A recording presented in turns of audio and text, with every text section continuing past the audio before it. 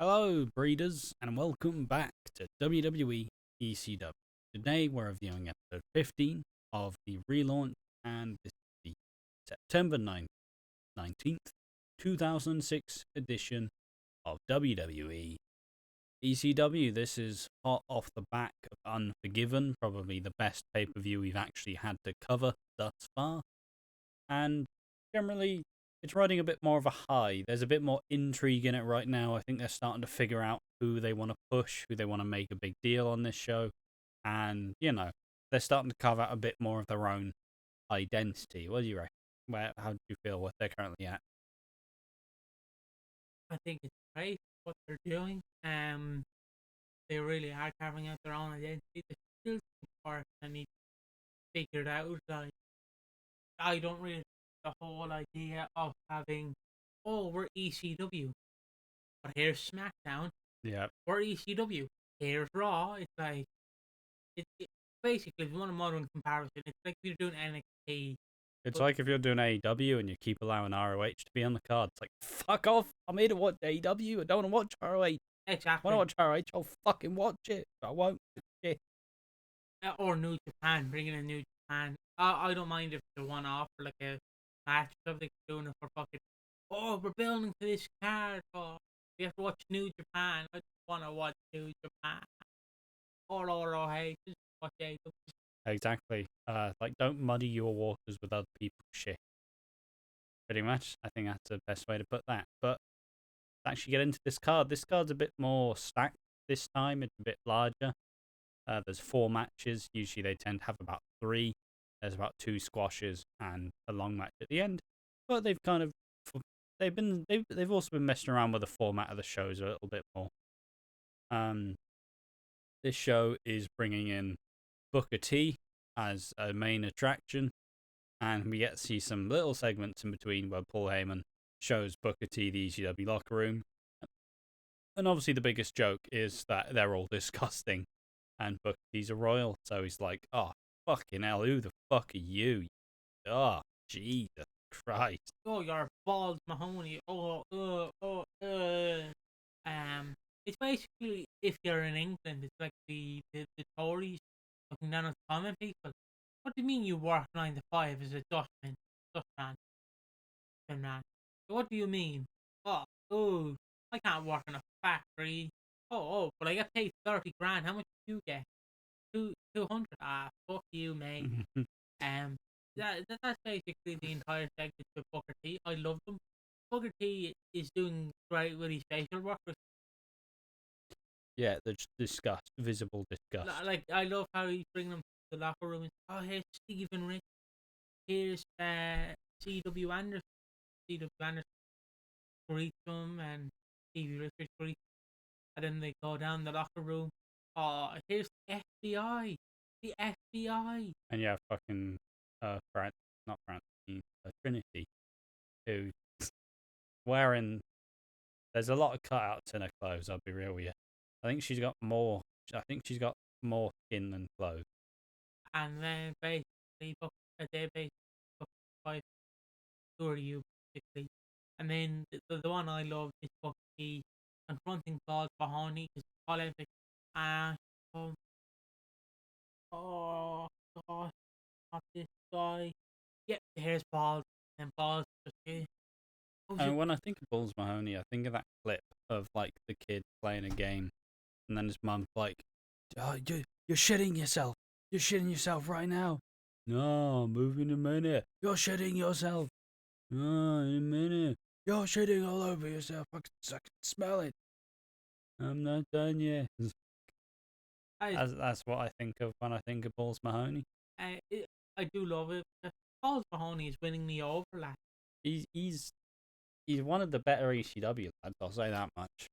Like, I genuinely love Balls Mahoney. He's winning me over in the original reboot ECW. Of course, not in comparison to Sandman. Sandman for some reason is a great wrestler. He's shit, but I just love his entrance. Everyone loves his entrance. I mean, you've just described the whole fucking upside the Sandman, really. Like, I too like John Cena, how he wrestles. That's all he does. But like, of course, the Reach and Man's entrance is a bit weird. You don't get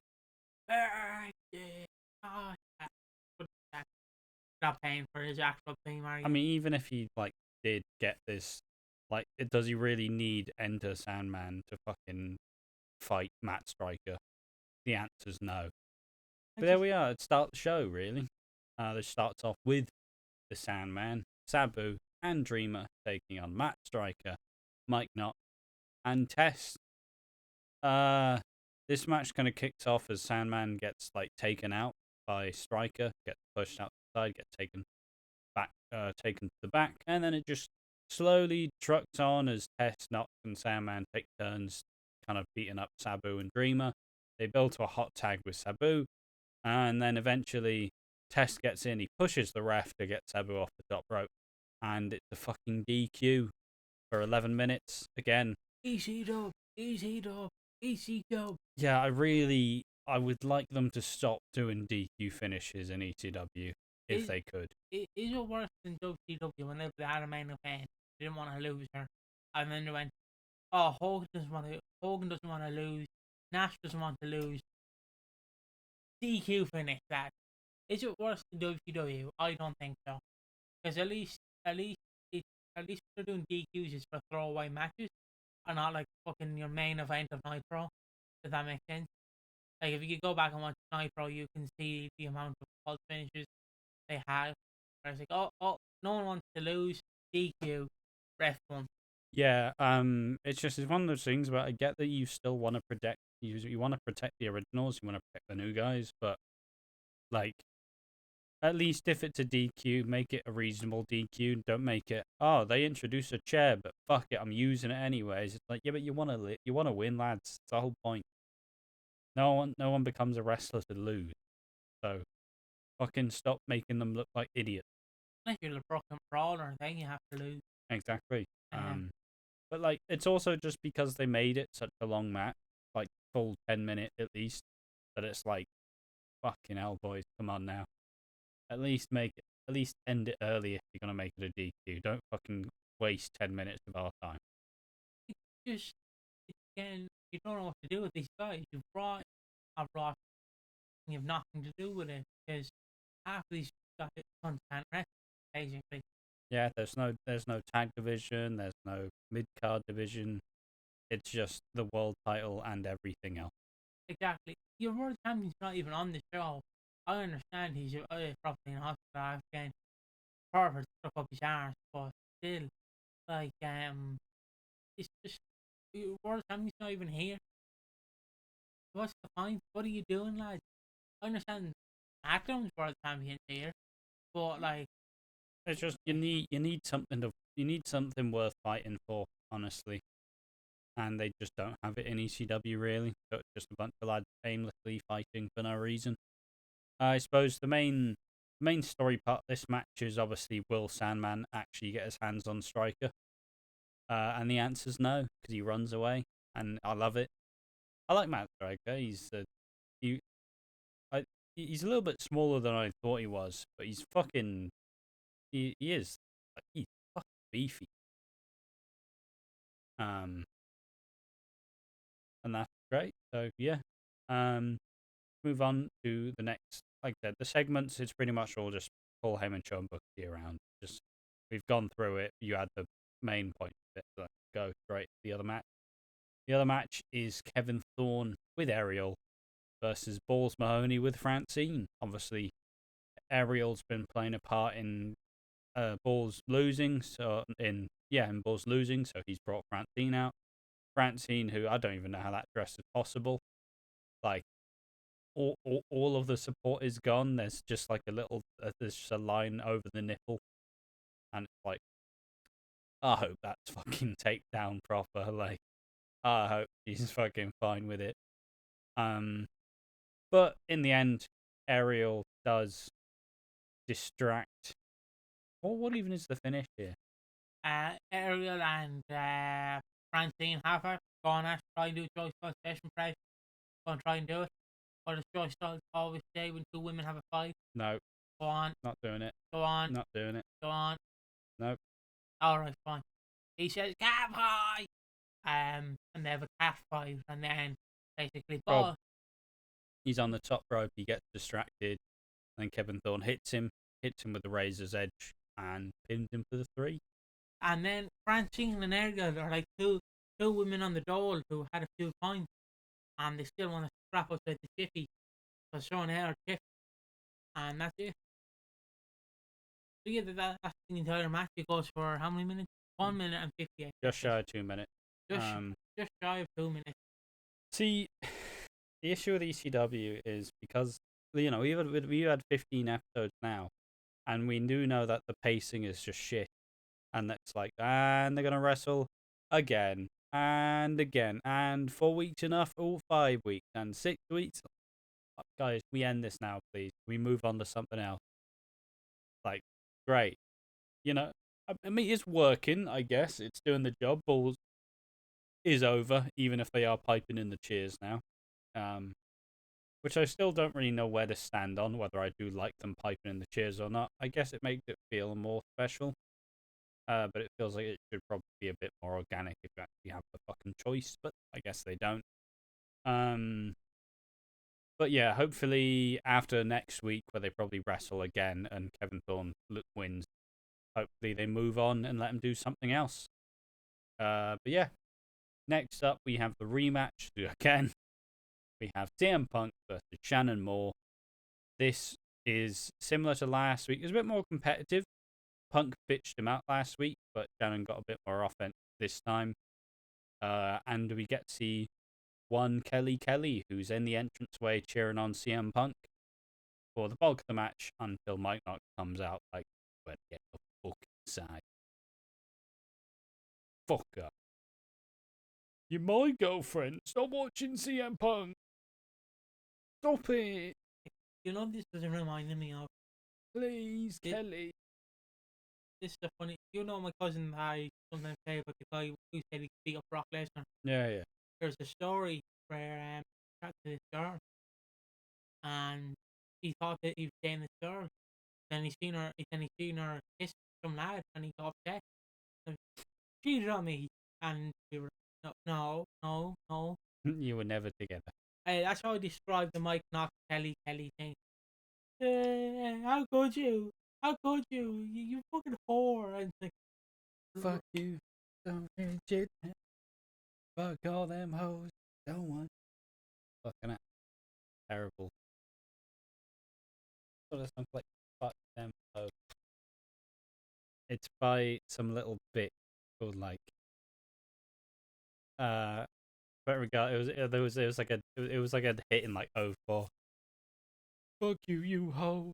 Don't want you back. So fucking, and like it's the most whiny like. I don't need that shit now. It's just a squeaker. And it's great. So yeah, it's just Mike Knox is in top block. But like CM Punk, he had a rubber match for a rubber, the Johnny for the Americans, and like he won, like he's supposed to you just say a Johnny for the American. Yeah. They're more likely to know what a rubber is than a fucking Johnny. A Johnny's a UK thing, you melt. Fuck.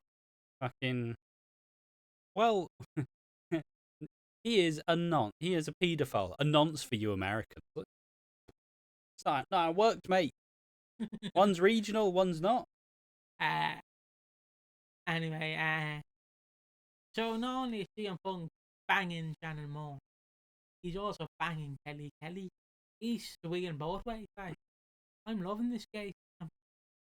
This bisexual Undertaker trending on Twitter at the moment. I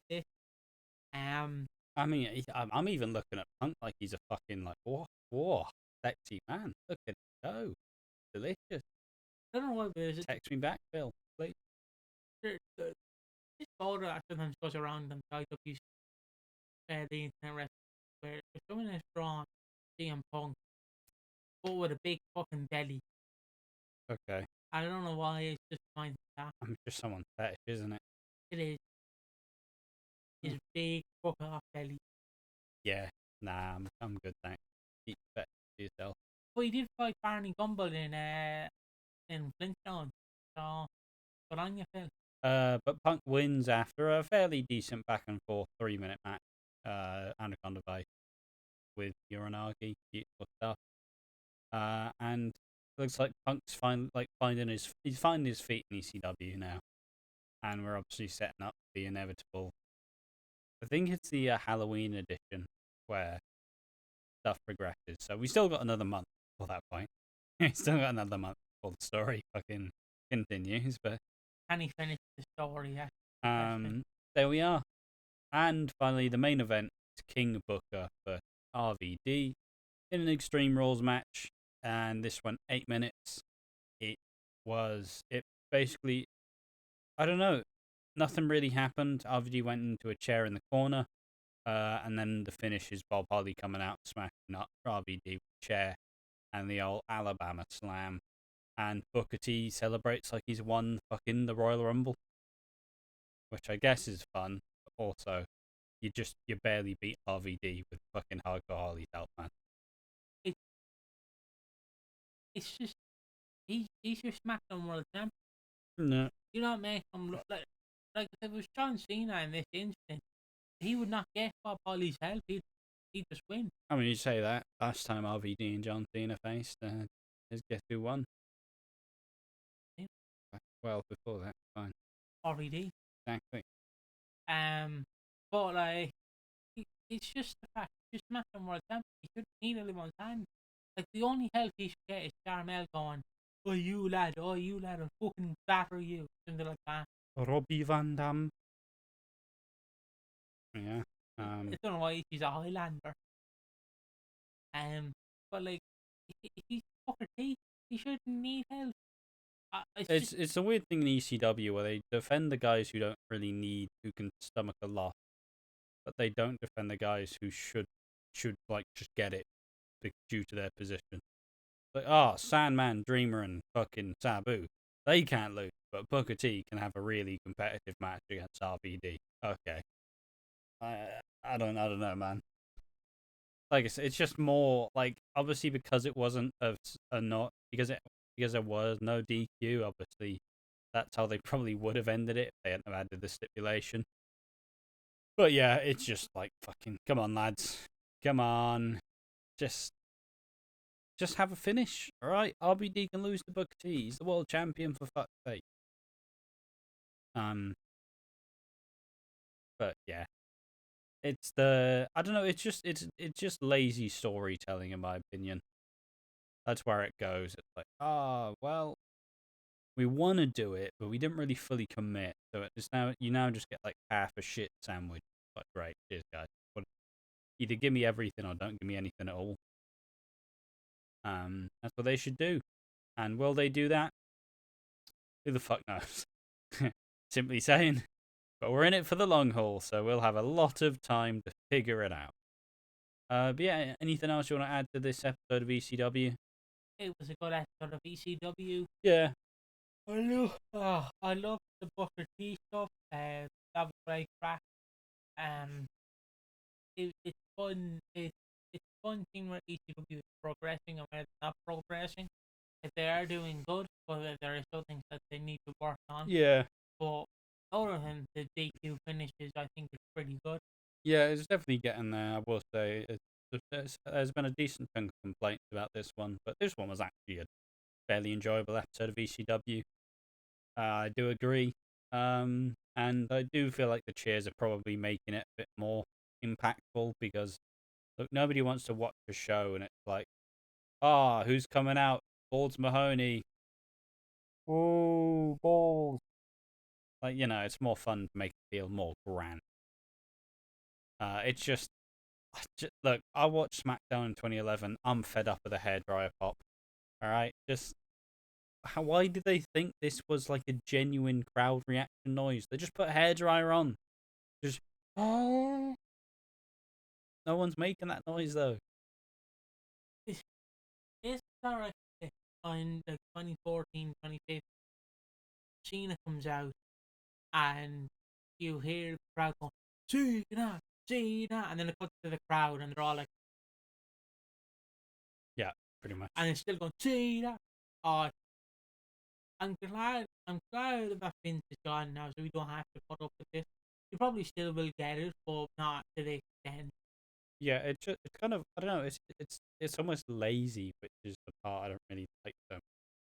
It, it, the best thing is when there's no crowd there and you have a pandemic, you can do that kind of thing where you can have, oh, you're supposed to boo Cesaro, boo him. Okay. So like with a, without a crowd, I can understand for if there's this actual issue going on. But like if your arena's packed with 12,000 people, you don't need a hairdryer going. Oh, it's John Cena. Yeah, it just yeah, I think there's a, I mean, it probably is a bit of just an issue in general with ECW at this point. There is a decent bit of, I'd say it's a lack of quality control where what you could be doing, you're not, like, the things you should be doing, you're not doing it as much as you should, but the things you aren't doing are things that it's like, how are you forgetting to do this, though, lad? Like, I don't know, there's just not much. I think the issue is there's just not much to get invested in, which is like, you know, where do your favorite wrestlers go? They just wrestle the same guy for 3 weeks and then they wrestle someone else. I guess you could say it's like AEW. Yeah, so like I said, we want progression and we're not getting there yet. So hopefully we will get there soon, but who the fuck knows? This has been episode 15 of WWE ECW, the September 19th, 2006 edition. Hope you've all been enjoying the ECW videos. There's a shit ton of them, so fucking, if you don't like the ones in person, it might be a while before they actually finish. But yeah, no, solid. Thanks for watching, breeders. There's been one more match. Make join us for the next one. See you then.